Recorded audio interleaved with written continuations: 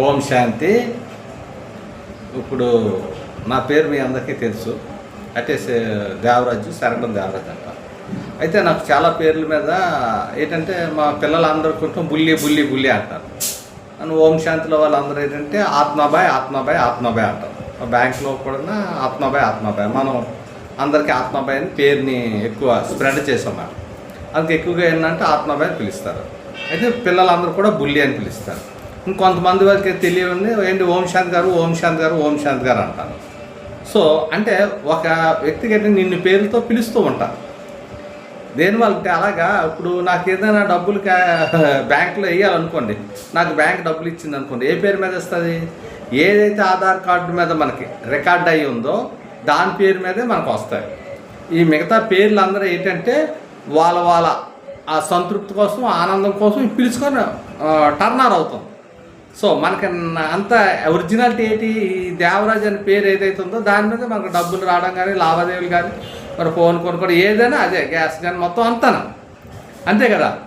మనం దీన్ని పెట్టి ఏంటంటే ఒకటి అర్థం చేసుకోవాలి. అప్పుడు ప్రపంచంలో అందరికీ తండ్రి పరమాత్ముడు శివుడు, ఆత్మల తండ్రి పరమాత్ముడు శివుడు అనమాట. అయితే మనం భిన్న పేర్లలో అంటున్నమాట. ఎందువల్ల మనం అంటున్నాం రాముడని, కృష్ణుడని, మరి ఇలా ఎన్నో పేరుతో అంటున్నాం. అవన్నీ బాధలు కష్టాలు తట్టుకోలేక మనం ఏం చేస్తున్నాం? దేవుళ్ళు మార్చేస్తున్నాం. దేవుళ్ళు కూడా మార్చేసుకుంటున్నాం. ఇప్పుడు క్రిస్టియన్స్ మన వాళ్ళందరూ ఈ కష్టాలు బాగా క్రిస్టియన్స్లోకి వెళ్ళిపోతున్నారు. అంటే మా యేసుప్రభు ఏదో చూసేస్తాడని, లేకపోతే అతను కాదు ఇతను ఎవరో చూస్తాడు, లేకపోతే ఈ దేవత కాదు ఆ దేవత అంటాం. సో ఈ కన్ఫ్యూజ్లో ఏంటవుతుందంటే మా అందరినీ కన్ఫ్యూజ్ చేసేస్తుంది. మనకు రావాల్సిన ప్రాఫిట్ ఎక్కడ రావట్లేదు. ఎందుకంటే మన ఒరిజినాలిటీ ఇప్పుడు మనిషికి జీవితంలో కావాల్సింది శాంతి, సుఖము, సంతోషం, ఆనందం, ప్రేమ, దయ, దివ్య గుణాలన్నీ కావాలి కదా. వాటి కోసమే మనం ఈ బోల్డ్ అంత ధనాన్ని కూడా ఖర్చు పెడుతున్నాం.